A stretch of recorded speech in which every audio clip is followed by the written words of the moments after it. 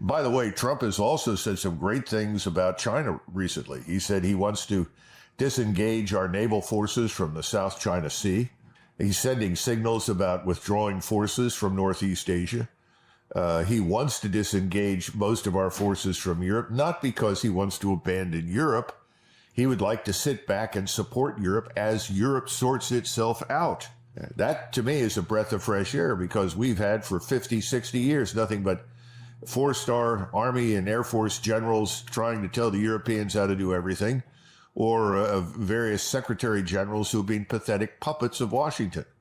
He's saying, let's end that. I mean, that's where we're headed. I think it's all good. It's how it's packaged and presented that makes a big difference. And I don't think we've packaged it all that well. Well, President Trump has recognized that President Xi in China and President Putin in Russia are now people that have a stake in the international system, and we need to work with them. I think he understands that. That's a very, very important development. I mean, we suffer from, inside the Beltway at any rate, a terminal case of national narcissism. We think we're the center of the universe. I think President Trump knows that's not true. All you have to do is look at the trade imbalances and the new trade routes that are populated with goods and services. Just what it was in 2000 is not at all what it is today. It's radically different. The big engine of economic growth and prosperity for the world is China. And that's the truth. And that's not a danger to us. It's real. And even though I know that if Mr. Trump had his way, he would hammer out an agreement with Iran. There's no doubt in my mind. I know him. He's always been anti-war. He understands war destroys presidencies. I just don't know that he's a free agent. And that has to do with other people in Washington, in the government, in the financial system, who want something else. So we'll have to see. So I think he understands that. Now you're asking about the Middle East. That's a different animal for him. And it's hard for me to know. I heard somebody say, well, now everything's coming up roses in the Middle East. There will be no more bombing of Gaza. There will be a peace agreement with Iran. Well, I'm sure that those are things that President Trump would welcome, but he can't make that happen. That's probably going to trigger a regional war. We already see that in Egypt. Egypt is explosive. Jordan is explosive. And then even Turkey, which has been very opportunistic lately in terms of willing to cooperate if it advanced their interests, as in Syria, may turn around and say they can't tolerate that. The same thing is true in Iran. Mr. Netanyahu has his own agenda, and he has enormous support inside the United States. I fear that not long from now, by the end of the month, Gaza will blow up again. That the Israelis are going to go in and do what they keep talking about, which is, quote unquote, finish the job. But the world is going to be different. And we've talked about that. We're talking about regional actors now coming to the fore. We see great power civilizations like Iran, India, China, roaring back into focus and playing a role in the world. We need to get out of this business of thinking that we are the indispensable power. We aren't. The only thing that's indispensable to us is what we do here at home. We need to think of ourselves in those terms and stop wasting money, resources, and capabilities elsewhere. And if we are going to have alliances in the future, and I'm one of these people that thinks we should have what I would call LLCs, limited liability partnerships with other countries. In other words, let's cooperate for this purpose. When that purpose is at an end, the cooperation doesn't need to completely end, but it certainly should end in a military sense. And I think we have to back up from all of this and rethink what we're doing and who we are. It's very difficult because, the biggest problem, Dan, this will disrupt, if not end, the money flow. And how do you justify all these crazy things if you're not going to get any money for it? Well, you're not. And I think President Trump has already talked about that when he said we'll cut our defense budgets in half. Obviously, he doesn't realize how much less everybody spends than us. And the same thing is true with others. In other words, let's not fall into this trap that we've been in for so many years of trying to create these alliances that live on a hair trigger, designed to fight somebody somewhere. And then when they no longer have that mission, we try to breathe new life into the comatose body of the alliance like NATO, and then use it for our purposes someplace else. You remember NATO's either out of area or out of business. Well, I don't think most of those Europeans wanted to go out of area at all. So what have we done to them? Nothing good. But I think the Doge crowd is going to find that out. I don't know how much will work because, again, first you have to change the strategy, then you build a new structure. This is the time for that. This is the ideal time in the history of mankind for us to do that. We don't want to miss it. I think President Trump can achieve that with the Chinese, particularly if it works with Moscow. I think that opportunity will present itself. Right now, people don't understand in the United States that most people beyond our borders want nothing to do with a war. They just don't. If you visit China, you visit Korea, visit Japan, and see the monumental buildings these people have created, the societies that they've created. They're very different from us, but they work. They're very good. They're very effective. They're not interested in putting all of that at risk. Anybody who thinks so is absolutely deranged. But in our system, the people that donate huge quantities of money have to be adhered to some extent. You have to grant them their wishes. And he's had a lot of people who've demanded from him that Israel have a free hand, not only in Gaza, but to annex the West Bank. And the Israelis are now pursuing that. And if you look at the patches that they're wearing on their arms in the IDF, it shows you this Greater Israel Project.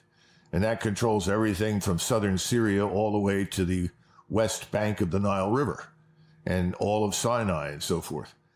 Well, that presumes, Neil, that he had the opportunity to pick those people without interference from outside actors. In other words, he has donors, people that donated enormous quantities of money that were instrumental in putting him in the White House. He has to deal with them. He brought in John Bolton as a national security advisor, and I know that he didn't want the man, but he received a call from Sheldon Adelson, who was his biggest donor at the time, and said, please, please, please, won't you talk to John Bolton? I know he'll do a good job for you. And finally, he relented and met with the man. It was an unhappy marriage from day one. He never liked it at all. I don't know how much he can obstruct that. Now, Israel on its own can't do anything. Let's be frank. The only reason they can do what they do is because of our unconditional support. And they know that. And they've never had it so good. Will that continue, or will he finally say, wait a minute, this is too much? Other presidents have always stood up and said, stop. You know, there have to be limits to how far you go and what you do. That hasn't happened. And I don't know if it will happen. I can't predict that. I just don't know. I only know the man Trump. I regard him as innately good, but I am disappointed in some of these transactional attitudes, particularly the callous disregard for life in Gaza and potentially elsewhere. That, you know, if you want to do business with me and you bring me a bag of money, then I'll consider your request. This kind of thing disturbs me greatly. It can't go on like that, and we can't survive as a great power with that philosophical approach. And as I said again, if Donald Trump can act on his instincts, everything will be fine. And right now, I don't know if you saw it recently, but President Erdogan was talking to an audience of young Turks, and they began chanting, "Take us to Jerusalem, take us to Jerusalem, take us to Jerusalem." Remember that the Turkish Sultan, was the first Khalifa of Islam, and the holy city and all of the sites there were under his protection. You've had statements coming out of Israel suggesting that the Al-Aqsa Mosque, which marks the place or commemorates the place from which the prophet's soul ascended into heaven, should be destroyed so that this new temple can be built. This is, you know, I'm not involved with this. It's not my way of looking at the world. But in that part of the world, that's incendiary. And the Turks in particular are opposed to it. And finally, to get them to stop, he motioned, please stop. And then he said, patience will deliver victory. And this is another challenge for us in the United States, because we have seen ourselves as the principal driver of events and activities. Remember this stupid remark, we're the indispensable superpower. In reality, we don't need to be involved in very much at all. And I think that's something that Mr. Trump understands. But in the Middle East in particular, the Turks are a great people. They have a very martial culture. There are somewhere in the neighborhood of 80 plus million of them. They have a very large population under the age of 30. They can field powerful forces. Erdogan is nothing if not crafty and smart. I don't know how much longer he's going to be there. One of his likely successors is the foreign minister, Fidan. He's a very smart man. But the population is ready to act. That is nothing if not dangerous. The Arabs are worried about it. The Jordanians, the Egyptians, the Saudis, they are very worried about it. They all lived under Ottoman rule, and they had mixed experiences. So they're not especially happy about it, but increasingly, they are beginning to say, who else can lead us? Who else can save us? Who else can help us defeat this monster that has grown in Israel? And that's very dangerous. I think President Netanyahu intends to resume the attacks in Gaza. He plans to continue activities in the West Bank that will ultimately result in something similar to what's happened in Gaza. And I still think that he's carefully organizing for an attack against Iran. I think Egypt is very close to delivering an ultimatum. They've announced that they're going to provide an ultimatum to the Israelis. I don't know what the content is. I've been trying to get a copy of it, or at least a translation of it. Haven't been able to do that. But I think that ultimatum is coming from President Sisi to Mr. Netanyahu, and I think that will trigger a war, because I don't think Mr. Netanyahu is going to stop doing anything. He's going to absolutely continue to do what he began. I think all of the Arab states, they're meeting, as you know, on the 4th of March. This is to consider the plan for Gaza that's been outlined by the Egyptians, which is obviously radically different from what the Israelis and President Trump have been talking about. For instance, the Egyptians plan to build temporary facilities for the population to remain in Gaza while repairs are effected. And this is something that the Israelis are obviously completely disinterested in. Most of this has been done with the goal in mind of driving the population out or killing it. So why would they accept a plan from the Egyptians that involved reconstruction that allows the population to live nearby on the land that is theirs, where their ancestors have been for at least 1,000 or more years? It's not going to happen. And by the way, we haven't mentioned it, but once this war breaks out and all of the Arab states are unambiguously allied against Israel and are part of this fight that Egypt will initially lead, I would expect the Turks to also eventually intervene. I don't know when, but they won't wait long, because Mr. Erdogan, who still views himself as the unofficial leader of Islam in the region, particularly the Sunni Islamists, is not going to miss the opportunity. He's the one that wants to march into Jerusalem and liberate it more than anybody else. Secondly, do we understand the relationship between Iran and Russia and what Russia is likely to do? The answer is no. I think that we tend to compartmentalize. We view what happens in Ukraine as separate and distinct from what happens in the Middle East. Don't think the Russians see it that way. For them, an attack on Iran is going to be treated as an attack on their strategic interests, their national security concerns, just as our intervention in Ukraine to push the war against Russia was viewed as an attack on Russian national security interests. So I think initially the Russians will assist in any way they can to support and defend Iran. Then, as it becomes clear that we are involved with the assaults on the country, I think we will see their intervention to help protect Iran, and that would include potentially attacks on us in the region. So I think the Arab states have come to one mind. I think that this particular plan the Egyptians have outlined was really discussed with Mohammed bin Salman, the Crown Prince in Saudi Arabia, and others. It's now going to be presented to all the Arab states. They will all back it. And then Israel is going to be stuck with the ultimatum. Either you accept this or we go to war. Now, will President or Prime Minister Netanyahu wait for this to happen, or will he preempt it with action? The Israelis are very good at preemption, and they may decide to preempt action by attacking the Egyptian forces that are currently arrayed along the border with Israel. I don't know. but I don't think this is going to come to fruition. I think ultimately it will break down and the war will resume. Go back and listen to Secretary of Defense Hegseth's promises made in public in the conference room across from the office of the Secretary of Defense in the Pentagon, in which he told a broadly smiling Netanyahu and Mr. Netanyahu's supporting cast that they stood ready to provide whatever support Mr. Netanyahu needs, that everyone at the table with Secretary Hegseth was on side with them, and that we were ready to go. So I think that's quite obvious. We will immediately join whatever happens. Now, when I say immediately, will we fly the initial assaults against the Iranians? Perhaps not, but we'll be not far away. We will provide the refueling assets, and we will reinforce the attacks once it becomes clear that the Israelis have attacked and the Iranians respond. The future is bright if we're willing to step back and look at things differently. And by the way, we may have to get smaller first. And everybody resists this. Well, we have to have X number of hundreds of thousands of troops or we're at risk. Wait a minute. Not necessarily.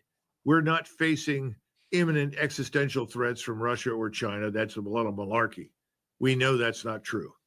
Our problems are largely south of the border and inside our own country. Now, we can deal with those, but we need to build a really good professional army.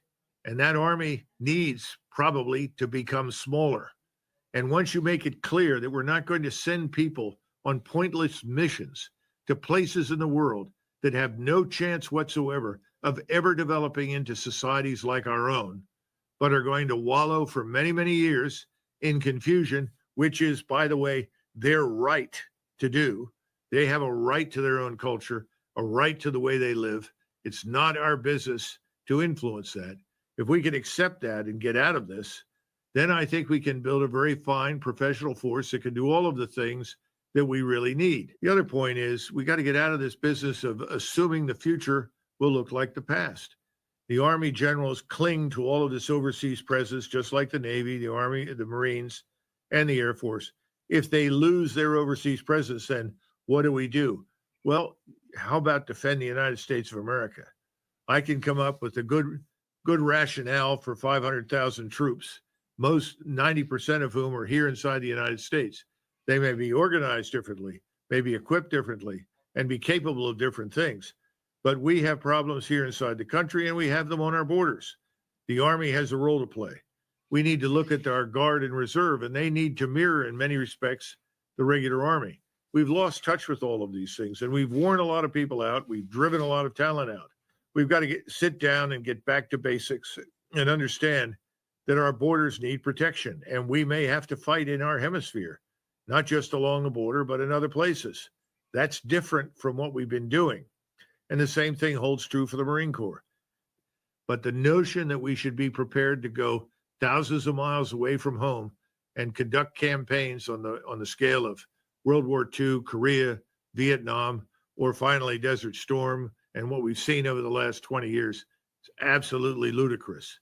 I think that anybody that you boot out at this point is a good decision. You know, we're at the end of a long period of what I would call core rot in the Department of Defense. We've got large numbers of people at the top who have no business being there. They should never have been promoted to the ranks that they hold. The steady deterioration from excellence to mediocrity that I've been watching over the last 30 years is just astounding. And we have clearly bottomed out. So whatever Secretary Hegseth wants to change is good. I'm 100% behind it. The one criticism I would level is this. We don't want to rebuild anything, Dan. We want to build a new force. This is a strategic inflection point in the history of the United States. This is a time where we need to bring the forces back, and we need to retread, reorganize, retrench.